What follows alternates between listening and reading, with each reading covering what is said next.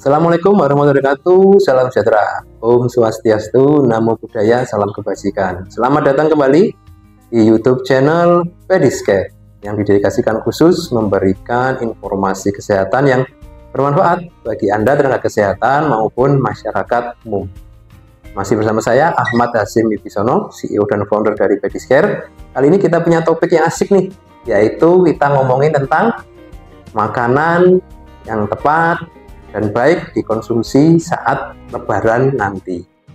Tidak terasa ya, bulan puasa telah memasuki nih paruh kedua gitu ya dari perjalanannya, dan kita akan segera menjelang akhir dari bulan puasa dan berjumpa dengan bulan Syawal yang kita rayakan bersama sebagai hari kemenangan ya di Idul Fitri nanti.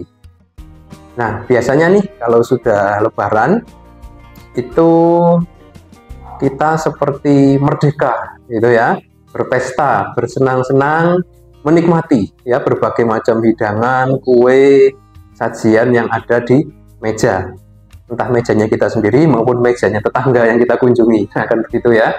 Nah, sebenarnya hal ini baik gitu ya, akan tetapi perlu ada batasan-batasan, perlu ada perhatian-perhatian yang kita perlu jaga supaya kita tetap bisa menikmati momennya, akan tetapi secara kesehatan pun kita juga terjaga. Gitu ya teman-teman ya. Menarik bukan? So, stay tune terus bersama Pediscare. Oke, yang pertama, kita tahu dalam makanan kita itu ya terdiri dari 3 makronutrien utama, yaitu karbohidrat, protein, dan lemak. Oke. Nah, dari ketiga makronutrien ini ya, yang paling aman dikonsumsi memang adalah protein. Oke, sementara karbohidrat dan lemak ini dibutuhkan tubuh tapi harus terkontrol jumlahnya, tidak boleh berlebihan. Gitu ya. Nah, tapi sayangnya biasanya kita nih, masyarakat Indonesia itu suka banget yang namanya karbohidrat ya, terutama nasi, roti, kue, gula. Nah, itu favorit banget tuh pada hari raya ya. Dan juga lemak, aneka hidangan ya, bakso, opor, rendang gitu ya, rawon. Nah, itu semua adalah makanan-makanan favorit yang mengandung lemak cukup tinggi.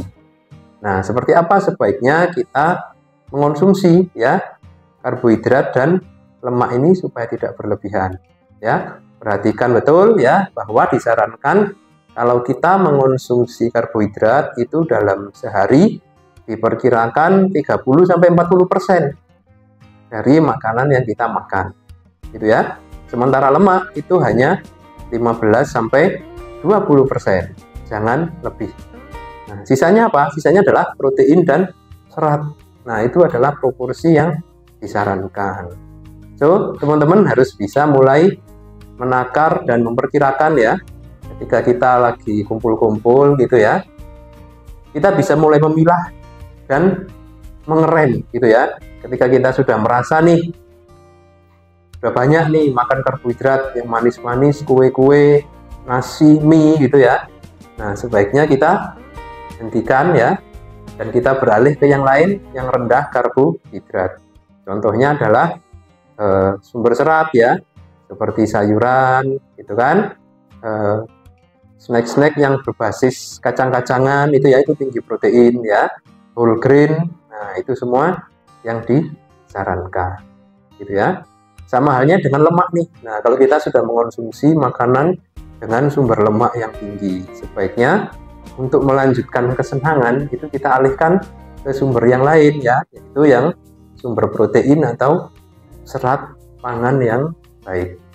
Nah, dengan demikian teman-teman ya, manfaat kesehatan dari bulan puasa yang sudah kita tabung selama 1 bulan ini biar nggak hilang gitu loh. Ketika puasa sudah selesai, tetap masih ada manfaatnya ya, sehingga kita mulai bisa atur keseimbangan karbohidrat dan lemak yang masuk. Oke, jangan lupa juga untuk aktivitas fisik ya. Nah, jadi olahraga itu tetap dirutinkan sehingga tubuh kita akan selalu terjaga dalam kondisi prima gitu ya. Oke, nah bagi teman-teman atau anggota keluarga yang mengalami diabetes. Nah, ini perhatian perlu lebih dijaga lagi ya.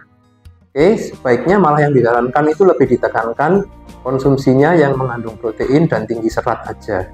Karbohidratnya harus minimal ya, dan juga kandungan lemak dalam makanan. Tidak hanya itu, kalau mau aman, sebaiknya para penderita diabetes juga rutin melakukan pemeriksaan gula darah secara mandiri untuk mengevaluasi ya. Misalkan selama bulan puasa itu terkontrol ya, nah begitu sudah nggak puasa nih, supaya tetap terkontrol, sementara ada banyak godaan yang datang ya, nah kita harus rajin memeriksa gula darah sehingga akan tahu persis kapan harus benar-benar stop untuk intake karbohidratnya, karena itu akan meningkatkan kadar gula darah gitu ya. Tetap banyak kok ya pilihan makanan itu yang tinggi serat, tinggi protein, tapi enak untuk dinikmati. Oke.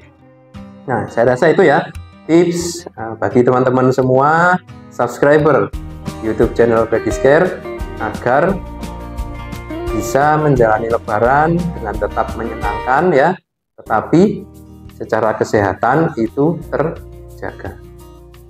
Kalau sampai loss bagaimana? Nah, ini ya akan ada dampak-dampak yang muncul ya bagi teman-teman yang nggak diabetes. Nah, itu tubuh masih bisa mengatur kadar gula darahnya untuk turun dalam kondisi atau rentang normal. Tapi yang biasanya naik apa? Parameter yang lain. Contoh kolesterol, ya. Contoh trigliserida. Contoh lain asam urat. Nah, parameter-parameter ini teman-teman ya mungkin tidak menimbulkan efek yang segera langsung kerasa sakitnya saat itu, tapi ini akan efeknya itu berkepanjangan ya. Jadi ibaratnya itu kayak nabung masalah yang bisa meledak di kemudian hari gitu ya. Kolesterol yang tinggi akan meningkatkan resiko serangan jantung, meningkatkan resiko stroke ya, dan meningkatkan resiko diabetes. Oke. Kemudian asam urat yang tinggi ini akan bisa menumpuk ya di persendian, membuat apa ya, asam urat ya, sakit, tidak bisa berjalan, nyeri untuk beraktivitas. Nah, bagi yang menderita diabetes tentu dampaknya akan langsung berimbas ya pada kadar gula darah, dimana kalau gula darah sudah tinggi itu kondisi bisa drop ya seketika, atau meningkatkan komplikasi yang lain dari diabetes seperti terjadinya luka, gangguan penglihatan ya, serangan jantung hingga stroke. So, mari kita sambut lebaran ya dengan gembira, tetap kita nikmati, namun jangan lupa semua harus ada takaran dan batasannya. Stay healthy teman-teman semua, dan semoga bermanfaat. Terima kasih bersama Pediscare, semangat dan dedikasi kami untuk Anda. Wassalamualaikum warahmatullahi wabarakatuh dan salam sejahtera.